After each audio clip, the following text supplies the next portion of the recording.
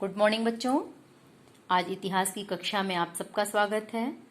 हम लोग पिछली कक्षा में पढ़े थे सूफी परंपरा के इतिहास के पुनर्निर्माण के स्रोत। उसी पुनर्निर्माण के स्रोत में एक आपका छूट गया था तज़ाकिरा। तज़ाकिरा देखिए, ये तज़ाकिरा क्या है। तज़ाकिरा ये सूफी संतों के जीवनियों का इसमें स्मरण है। तज़ाकिरा में किसका स्मरण है? सूफी संतों के जीवनी का स्मरण है। तज़ाकिरा का लेखन अपने सिलसिले की श्रेष्ठता स्थापित करने और आध्यात्मिक वंशावली की महिमा का गुणगान करने के उद्देश्य से किया गया।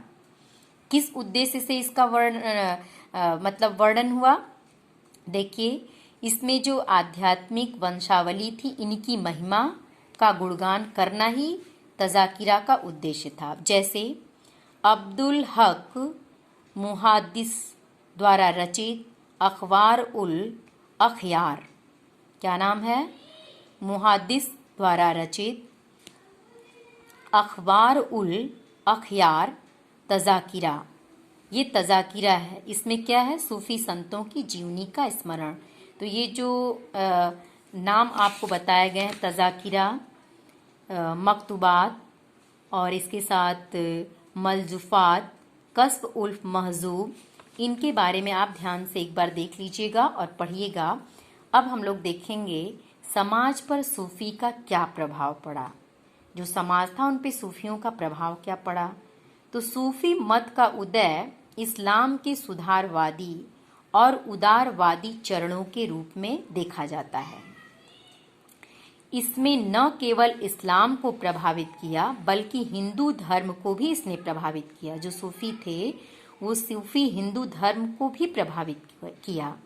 सूफी मत के कुछ प्रभाव निम्न रूप से थे, जैसे उदार भाव के कारण निम्न वर्ग के हिंदुओं को भी समाज में जगह मिली। जो निम्न वर्ग के हिंदू थे, वो निम्न वर्ग के हिंदू इस सूफी मत को अपनाने लगे या उसमें समाहित हो गए, क्योंकि उसमें बड़ी उदारता थी, उदारता की भावना समाहित थी।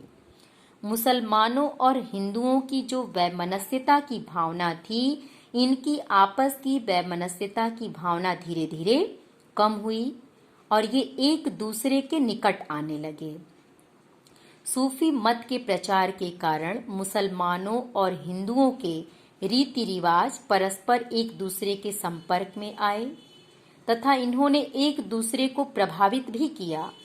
इसके प्रभाव से कई साहित्य भी लिखे गए, जिसमें जायसी की पद्मावत तथा अमीर खुसरो का काव्य ग्रंथ प्रमुख है।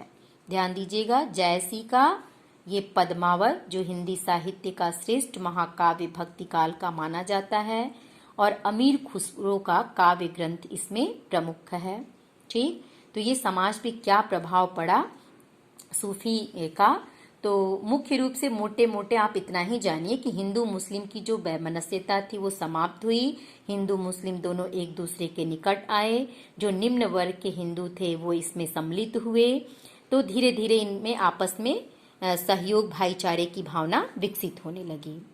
सूफी मत के प्रचार के कारण ही सुल्तानों और बादशाहों ने अपने धार्मिक मत को सहिष्णु बनाया तथा हिंदुओं को भी जिम्मी माना, जिसे शरिया में संरक्षण का अधिकार नहीं था।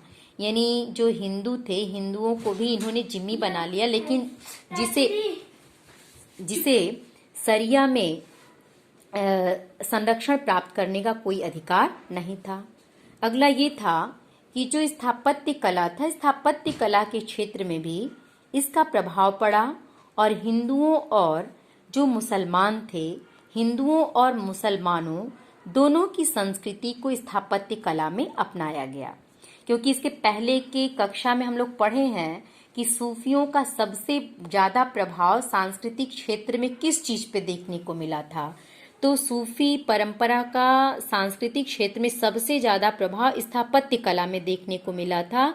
तो उसमें ये था कि जो मुस्लिम थे वो हिंदुओं के फूल और जो स्वास्तिक के चिन्ह होते हैं उसको अपनाया, मेहराब का प्रयोग हमें हिंदू धर्म वालों के मंदिरों पे देखने को मिला।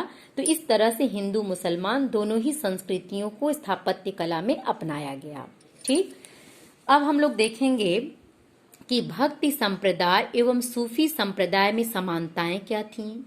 तो भक्ति संप्रदाय और सूफी संप्रदाय की समानताओं को निम्न रूप से देखा जा सकता है। जैसे सूफी संप्रदाय और भक्ति संप्रदाय दोनों एकेश्वरवाद में विश्वास रखते थे। एकेश्वरवाद माने ईश्वर एक है। वो भक्ति संप्रदाय के लोग का भी यही कहना था और सूफी संप्रदाय के लोग भी यही कहते थे कि ईश्वर एक है।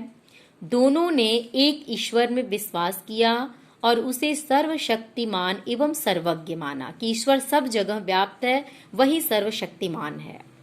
गुरुओं की महत्ता इन दोनों में प्रमुख रूप से विद्यमान थी कि गुरु ही हमारे जीवन के उद्धार का माध्यम है। भक्ति संप्रदाय के लोग भी सूफी संप्रदाय के लोगों ने भी गुरु को ज्यादा महत्व प्रदान किया। तभी तो हम कबीर की कविताओं में भी देखते हैं गुरु की महिमा का गान। सूफी अपने गुरु को पीर कहते थे तथा इनकी दरगाह पर जियारत के लिए जाते थे।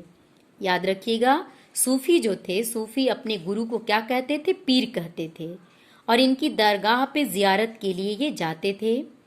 कबीर ने गुरु को ईश्वर से श्रेष्ठ बताया। पढ़ी है कि गुरु गोविंद दो खड़े का के लागू पाए, बलिहारी गुरु आपने गोविंद दियो बताए। तो कबीर ने गुरु को भी ईश्वर से श्रेष्ठ बताया था। ये उनकी हर कविता में, उनकी दोहा साखी में आप पढ़ी होंगी 11वीं क्लास में। अब देखिए, दोनों संप्रदायों ने समानता के आचरण पर बल दिया। कोई बड़ा या छोटा नहीं होता, सभी आपस में समान है। यानी समाज में जो जाति पाति भेदभाव ऊंच नीच की भावना थी, इन दोनों ही लोगों ने उसको नकारा, यानी दोनों उसमें विश्वास नहीं करते थे। इस तरह के विचार का प्रचार किया गया कि मानव की सेवा ईश्वर की सेवा है। यानी मानव की अगर हम सेवा करते हैं तो सोचिए आप ईश्वर की सेवा कर रहे हैं। मानवतावाद को बढ़ावा दिया जा रहा था। दोनों संप्रदायों ने हिंदुओं और मुसलमानों को साथ मिलकर रहने को कहा तथा सामंजस्य की भावना बनाए रखने और एक दूसरे की सहायता करने पर बल दिया गया। तो भक्ति संप्रदाय और सूफी संप्रदाय की क्या समानताएं थीं? ये दोनों ही धर्म एक दूसरे के निकट आए, दोनों एक